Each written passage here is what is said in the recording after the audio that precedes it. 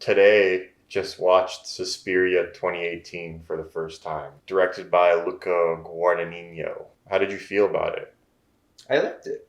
Yeah, you liked it? I may have liked it even more than the original. Yeah, I mean, I don't think I like it more than the original, but it's definitely a really good interpretation / remake of the original. Yeah, I would consider it more of an interpretation because it doesn't really follow on the same lines as the original. It takes inspiration from it. Yeah, the original is more of a mystery and the like random people dying, whereas in this one you kind of see the behind the scenes of the mystery beforehand, like this coven of witches. Whereas in the first one, Dario Argento one, it's more of like a mystery and she kind of uncovers this witch stuff that's going on. Yeah. But it still has the same type. It has like the same vibe of this sort of dreamlike randomness that's going on. So I know that doesn't necessarily have to all make sense, but it's almost like on purpose that it doesn't like make sense. Like the going ons of these witches, just kind of like a bunch of creepy imagery and dreamlike spell stuff, and you don't necessarily know like the motivations or what exactly is going on because this is the third. I've seen this movie 3 times now, so I kind of like get it now. I think I've gotten to that point. I think you watch a movie 3 times, you kind of understand it like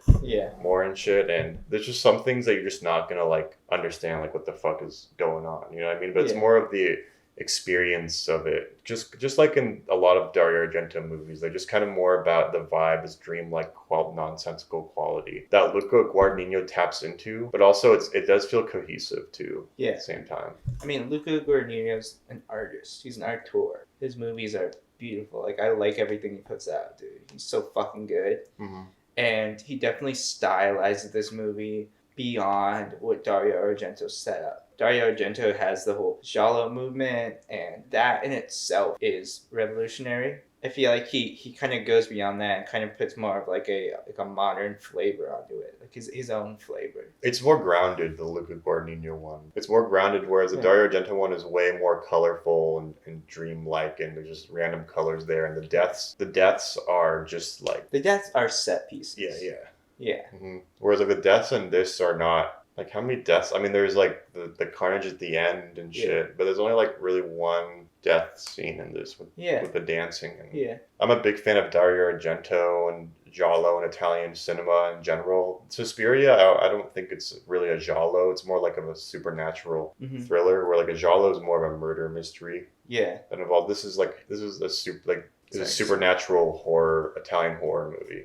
Yeah. But he's obviously famous for his giallos. Do you want to talk about like what it's about? It takes place in Berlin, divided Berlin, and specifically takes place in Western Berlin. When would you say it's set? Like in like... It's 1977, set in 1977. 77? Yeah, during the Baader-Meinhof kidnapping, there was these like extremists in Berlin at the time in Germany. His name was Andre Bader. Who was RAF? Yeah. Andre Bader was like this extremist terrorist in Berlin. There's a subplot in this movie of the kidnapping. These women keep disappearing from this dance school. Yeah, so it's a Berlin, like a renowned Berlin dance school, and our main character, Daisy Jones, who plays Dakota Johnson.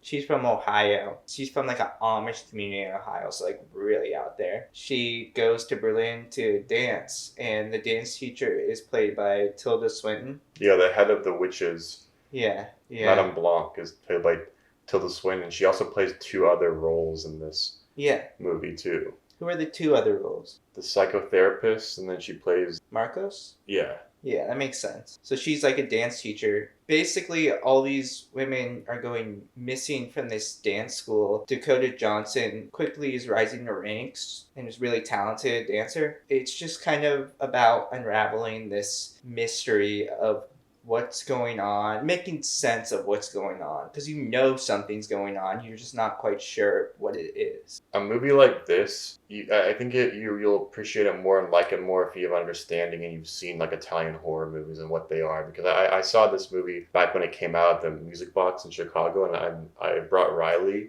too, and like at the end with all the fucking carnage, he was just like, what the fuck is this? Like, what? Yeah.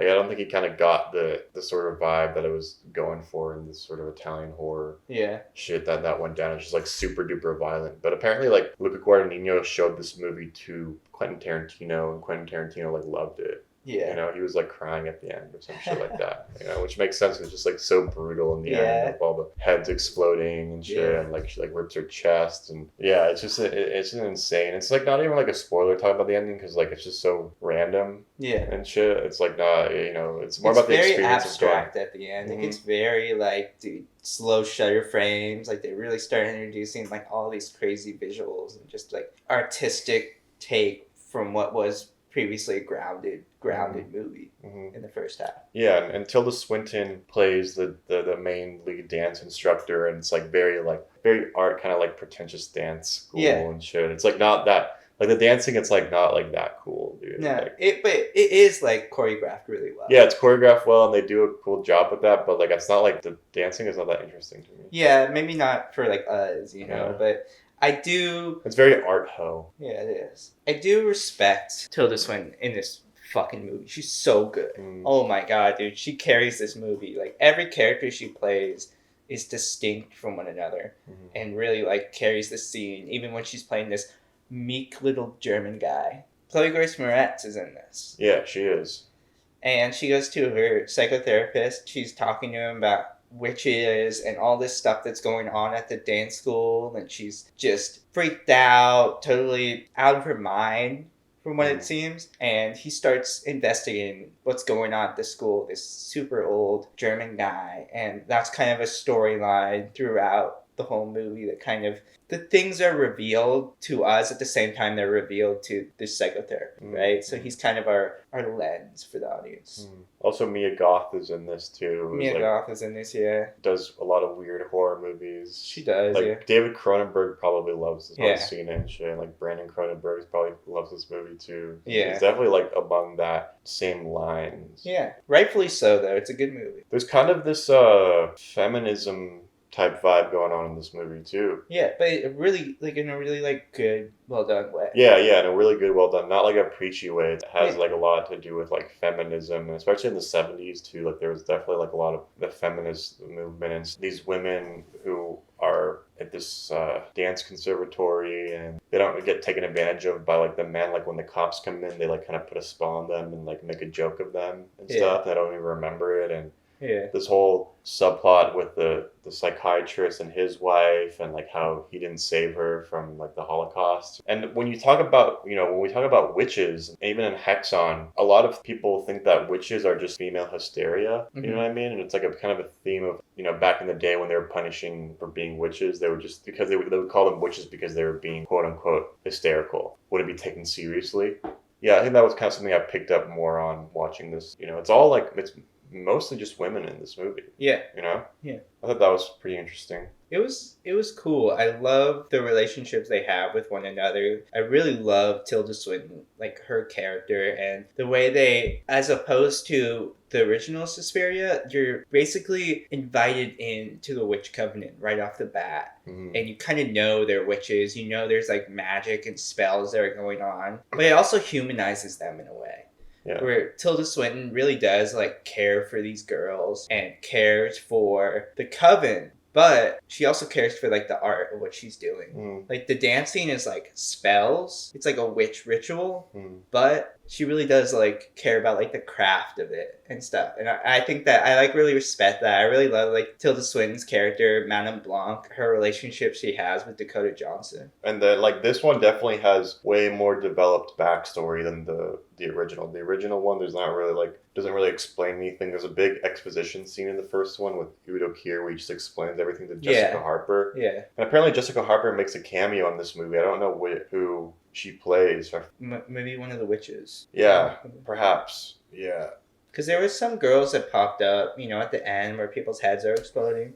That I'm like, I've never seen this person before. Yeah, so but Tenebrium is Tenebrae. Yeah. You know what I mean? Like, that's another Dario Argento genre movie that's really good. The Three Witch Trilogy or something like that. Because there is this whole the Three Witch Trilogy is Suspiria, Inferno, and The Mother of Tears, which came out in 2007. But Tenebrae is not a witch movie. That's just its own standalone genre. It's not a supernatural. Stylistically, this movie It's definitely like way more grounded, and then when you have these really cool stylistic dream sequences that are like in some really creepy imagery going on, it's definitely very interesting, those shots and all the edits, and well crafted, and sound is really good, and just like imagery is just really, really gross. Yeah. You know? It is. Like, there's a lot of like really gross scenes and spooky scenes for sure. Yeah. Best part, I thought, and I think you agree with this, is when Dakota Johnson's dancing for the first time and the other girl's contorted. Yeah, the body horror scene. Yeah. Oh man, that was disturbing, but done so well. Oh my god.